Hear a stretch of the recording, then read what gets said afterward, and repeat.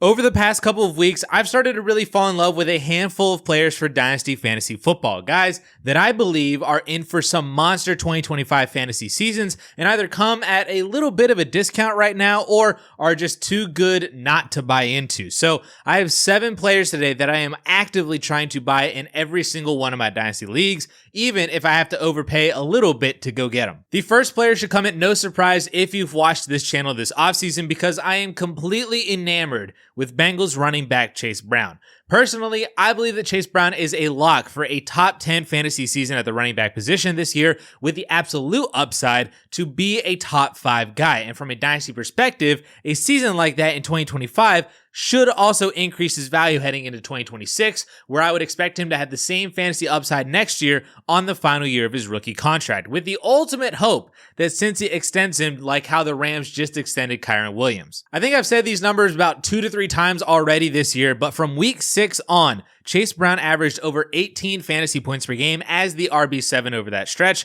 But if you look at his averages from week 9 on, because those are the weeks where he played a minimum of 70% of snaps, he was on pace for over 1,300 rushing yards, 600 receiving yards, and 12 total touchdowns, averaging 20.5 fantasy points per game as a top 4 fantasy running back. It was Saquon Barkley, Bijan Robinson, Jahmyr Gibbs, and Chase Brown as the only running backs to average over 20 points per game over the second half of 2024. We know that the Bengals defense is still terrible, which means they're going to have to score more points to keep up with teams and try to win games, which means quicker drives, more scoring opportunities, more receiving opportunities, all of which just equals more fantasy point opportunities for Chase Brown. And we've already been hearing about Chase Brown's increased usage in the receiving game from training camp so far. He already had over 50 receptions last year for over 350 yards, but Jeremy Fowler from ESPN is reporting that we should expect an uptick in that usage and him being a safety valve for Joe Burrow in the screen game when defenses focus on Jamar Chase and T. Higgins. That receiving usage is part of why Chase Brown was so elite for fantasy to end last year, because from that stretch from week 9 on, Chase Brown paced for 80 receptions and over 600 receiving yards. If he's going to do that or more over 17 games this year, I mean, that's everything for fantasy football. Since 2002, every single running back with at least 100 carries and 80 receptions have finished inside the top 10 at the position. 12 of the 13 running backs with at least 200 carries and 80 receptions finished as top 3 fantasy running backs. The last player to have 200 plus carries and 80 plus receptions was Austin Eckler in 2022 as the fantasy RB1 that year, which is also interesting because the Bengals offensive coordinator literally compared Chase Brown to Austin Eckler a week ago. Listen, Chase Brown is the most elite running back who is nowhere near elite running back prices. He is discount Jahmyr Gibbs, and the fact that you can get him for a mid to late 2026 first plus is kind of crazy. If you can get it done for just 126 first, fantastic, but I'd be willing to add an extra second on top, a top 40 wide receiver, another running back if the other guy wants a running back back. I would be willing to trade away receivers like Zay Flowers, George Pickens, Chris Olave, or Jalen Waddle straight up for Chase Brown. Add a second onto those guys if you need to. I would also be willing to pivot down from running backs like Jahmyr Gibbs, like Devon Achane, like Saquon Barkley, like Jonathan Taylor, like Bucky Irving, any of those kind of guys for Chase Brown plus. You might even get a first round pick back on top of some of those guys if the other running back that you're giving back is elite enough. Like, this might sound like it's a little bit high to pay for Chase Brown right now, but I am just so in on a top 10 running back season this year, with the possibility of even a top 5 season if everything goes well this year, and then also having another top 10 running back season in 2026. Now, moving on to the wide receiver position, I am buying more and more into rookie wide receiver Tet McMillan in redraft leagues this year, so it would also make sense that he's also climbing up my dynasty rankings as well, because he is a rookie wide receiver. Now, don't get it twisted, Tet McMillan is still my rookie wide receiver 2 in the class, behind Travis Hunter, another player who I could have included in this video because the news out of training camp on him is glowing, and every day it's reported that he's just the best guy on the field, no matter which side of the field, every single time he's out there. But I do actually expect Tet McMillan to outproduce Travis Hunter in fantasy football this year, because I don't think he's that far behind him talent-wise, and most importantly, he has way less competition for targets in Carolina than Travis Hunter does against Brian Thomas Jr. The talent gap between Tet McMillan and the rest of the Panthers receivers is massive, and if you want an upside target share number just based on 2024 target numbers, Deontay Johnson, Jonathan Mingo, and David Moore combined for 140 targets last year. Two of those guys aren't on the team anymore, and David Moore probably isn't really going to see the field much because they drafted Tet McMillan. So whether or not Tet McMillan actually sees close to 140 targets this year, I'm not exactly sure, but the upside is there from players not there anymore from last year, plus the passing volume that we know Carolina is going to have based on being just a bad team. And who is the one player that is by far the most talented, most quarterback-friendly guy to throw to on that team?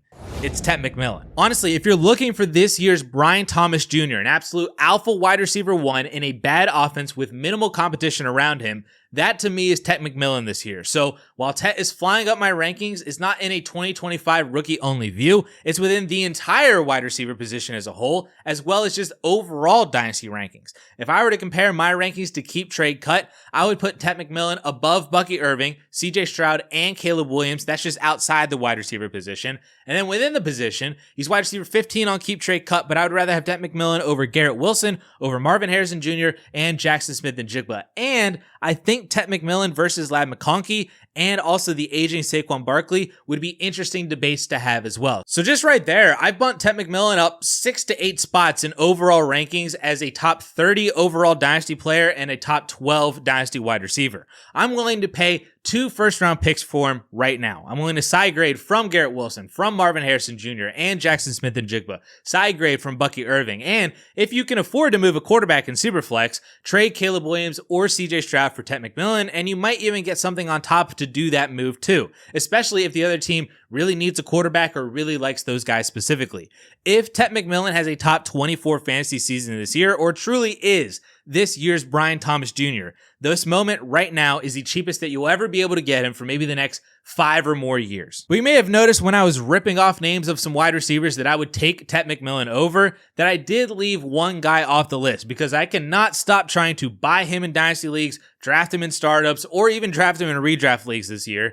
It is A.J. Brown, the recently turned 28-year-old A.J. Brown, which is the only reason he's lost value this year because we fear that age cliff that he's almost 30 years old. Like we won't get 2 more probably elite fantasy seasons before he turns 30 years old still. A.J. Brown is just that dude, man. He is so freaking good. Here's another stat that I've said multiple times on this channel this year. Since joining the Philadelphia Eagles in 2022, A.J. Brown has ripped off consecutive 1,400 plus yard, 7 plus touchdown seasons in 2022 and 2023, finishing as the fantasy wide receiver 5 and wide receiver 6. Then in 2024, the very scary year that Philly didn't need to throw as much because Saquon Barkley rushed for 2,000 yards and him and Jalen Hurts combined for like 40 rushing touchdowns. And in a year, A.J. Brown missed 4 games. He still put up almost 1,100 yards and 7 touchdowns, which is a 17-game pace of over 1,400 yards and 9 receiving touchdowns. So for all intents and purposes, A.J. Brown has never produced below 1,400 yards or below 7 touchdowns with the Philadelphia Eagles, including last year, which was a season where the Eagles rushed the ball at a historic rate of 621 total rush attempts, which is not only the most team attempts since at least 2010, that's as far back as I felt like I wanted to go, but they're the only team that was over 600 rush attempts in a single year, and in some of those seasons,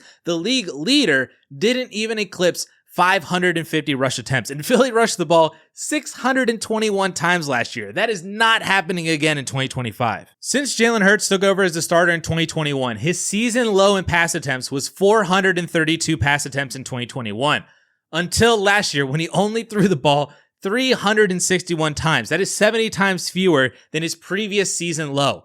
I would not be shocked if Philly threw the ball 80 to 100 times more this year because their schedule is tougher. They probably won't be able to drain the clock at the end of every week, or better yet, they're going to have to throw more to stay in games and win them against better opponents. Saquon Barkley is another year older, still has a pretty decent injury history from his time in New York, and of course, we got the 370 touch curse that everybody's talking about. We got the Madden curse as well. So not only will he probably not rush for 2,000 yards again, he probably won't get as many carries and won't break as many 60-plus yard touchdown runs that just end drives immediately, leading to Philly having to throw more just in general, not to mention if Saquon Barkley actually does get hurt, misses even a couple of games this year, and what that could mean for the passing game if Saquon Barkley misses any time. I'm saying all of this to say, A.J. Brown is an elite NFL and fantasy wide receiver, and you should not be fading him just because he's 28 years old now. 2024 was his absolute floor as a Philadelphia Eagle, and he was the wide receiver 20 in total points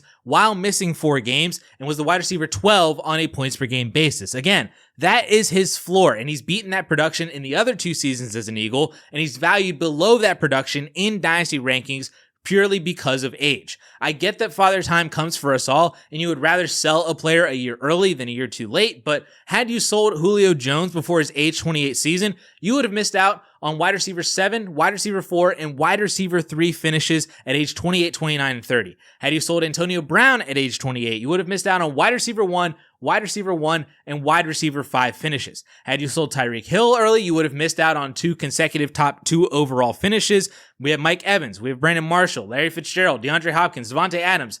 A.J. Brown is going to be a fantasy wide receiver 1 again this year, if not even a borderline top 5 guy like he was in 2022 and in 2023. You're not buying him to maintain value as he gets older. You're buying him to win a championship in 2025 and beyond. Now, the next receiver I want to talk about is a player that I found myself buying back into this year because of his new situation and just believing that, yeah, this is going to be really good, and that is DK Metcalf. Last year, we all wanted to find reasons why Saquon Barkley and Derrick Henry and Josh Jacobs switching teams was actually a bad thing for them. They're getting old. Running backs switching teams that late in their careers rarely work out well, blah, blah, blah, blah, blah. Well, guess what? It didn't matter because all 3 of those guys went to vastly improved teams and situations and absolutely balled out for fantasy football. We should have seen all 3 of those fantasy seasons coming. And when I look at DK Metcalf and his situation for 2022, I can't help but think that all the peripheral stuff just doesn't matter, and it's just going to work and work well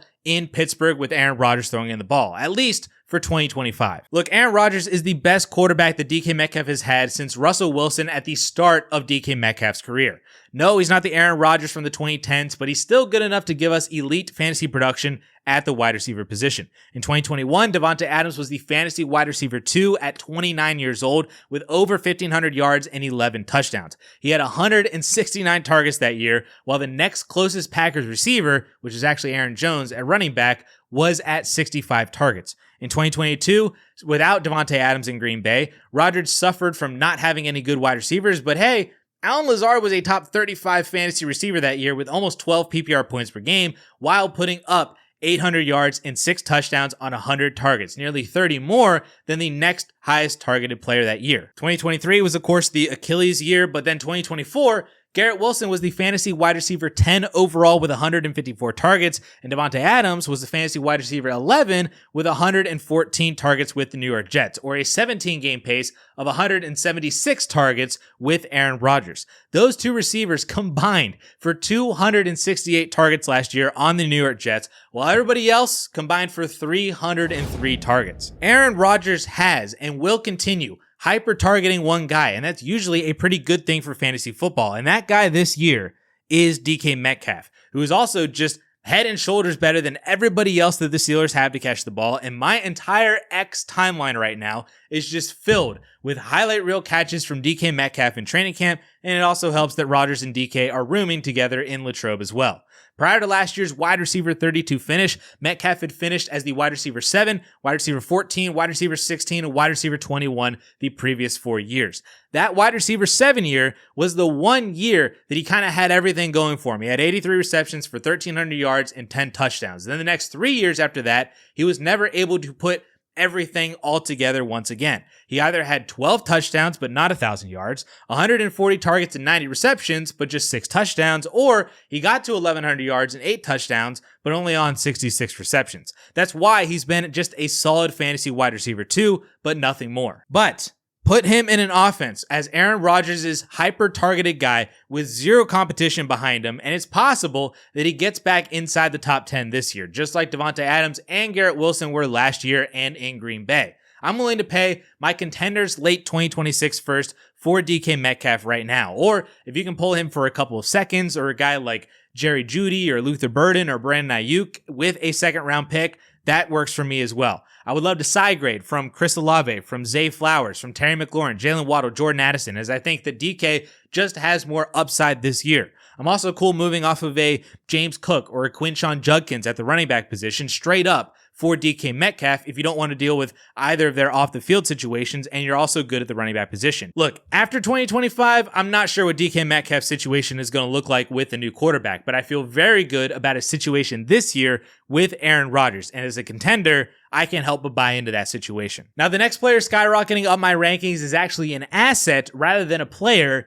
It's just 2026 first round picks. For almost a year now, the entire Dynasty community has been saying that the 2026 class sucks and 2027 is so much better. And that's only gotten worse because everybody wants to buy 2027 picks thinking that they're actually buying the pick that's going to land them Jeremiah Smith or land them Ryan Williams, when more than likely they're trading for like the 2027 1.08 or something like that. But listen, firsts are first, regardless of the class, and 2026 firsts are going to gain value as we head into next year. You're going to see more and more people start to tell you to buy into the 2026 class, and the class isn't actually as bad as people think. And who knows?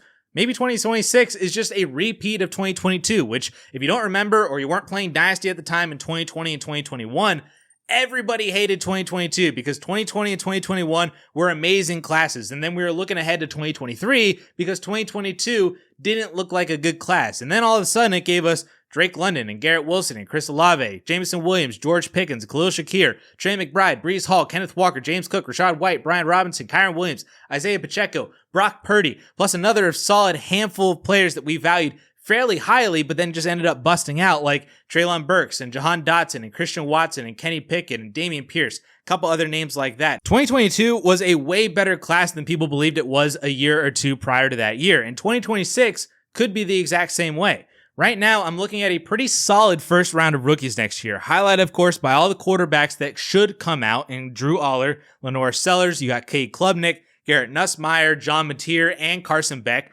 not to mention the what if Arch Manning were to declare, or what if Nico was going to declare as well. Probably not, but if they do, that definitely bolsters the 2026 class. That's not to say all those guys are going to be first-round picks in next year's rookie class, but they all have at least the upside that if they perform well or continue performing well, that they'll be top 15 picks in the NFL draft and then be top 12 picks in next year's rookie class. Then you have a really good crop of running backs with Jeremiah Love, Nick Singleton, Darius Taylor, Jaden Ott, CJ Baxter, Justice Haynes, and a few other guys that fills out more of the first and into the second round of rookie drafts with those quarterbacks. Wide receiver is obviously a weak point, and to my knowledge, there isn't currently a high-profile tight end, but I do love me some shots on Jordan Tyson. USC has a couple of guys that should climb up boards. Eric Singleton, Kevin Concepcion, Antonio Williams, Aaron Anderson. We got a couple other interesting names. The problem with next year's wide receiver class is that we have a bunch of really good athletes that have very little production. But all it takes is just one season for just a couple of these guys to explode up our draft boards. Remember, 2 years into his college career, Brian Thomas Jr. hadn't even broken 400 yards in a season. Then he had that monstrous years 3, was drafted in the first round, had a fantastic rookie year, and is now a top 8 Dynasty wide receiver. That doesn't happen often, but it happens enough to where the entire class can get filled out with very solid first rounders, some really nice second round guys, interesting thirds and fourths, and boom, bada boom, you got a regular rookie class. So when I look at Keep Trade Cut, and I see that you can get a mid to late 26 first for George Pickens or Xavier Worthy or Jordan Addison, Jalen Waddle, Zay Flowers,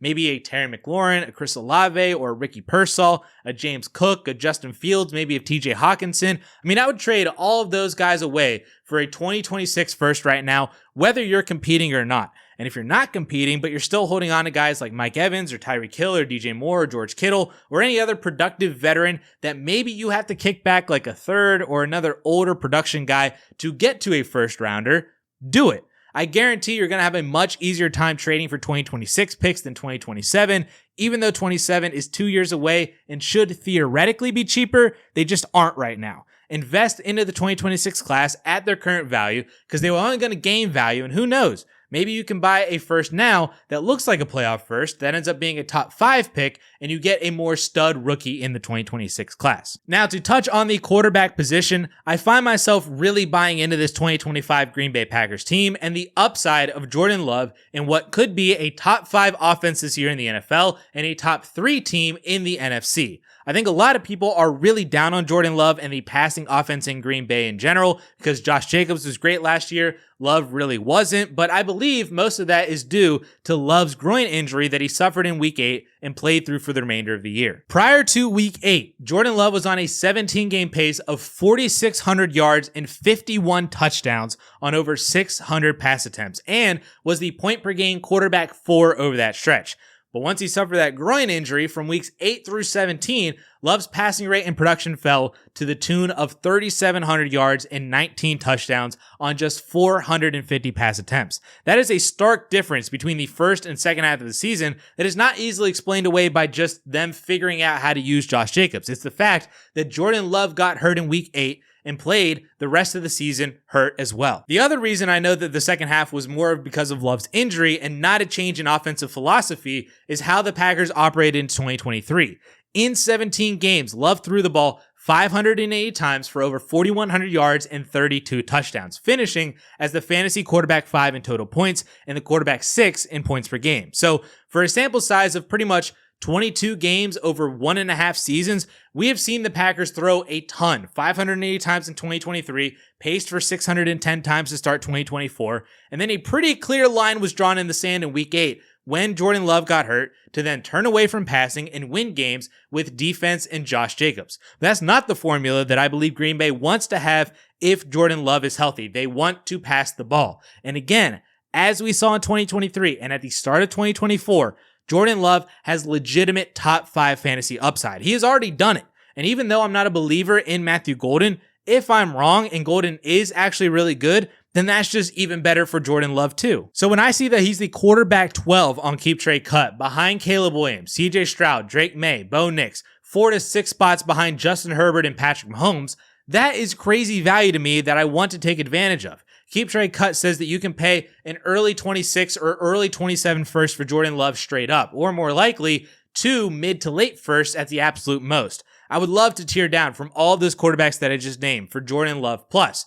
Or if you have a hopeful quarterback too, and guys like Trevor Lawrence or Michael Penix or JJ McCarthy or Cam Ward, Bryce Young, Justin Fields, even somebody like Jared Goff or Dak Prescott, I would be trying to move up to Jordan Love to either buy back some age and or increase your production. And since I'm very in on the value and upside of Jordan Love, it would also make sense that I'm also in on his projected wide receiver 1 as well in Jaden Reed. But I actually just broke down why I love buying Reed right now in my last video, which you guys can find right up here.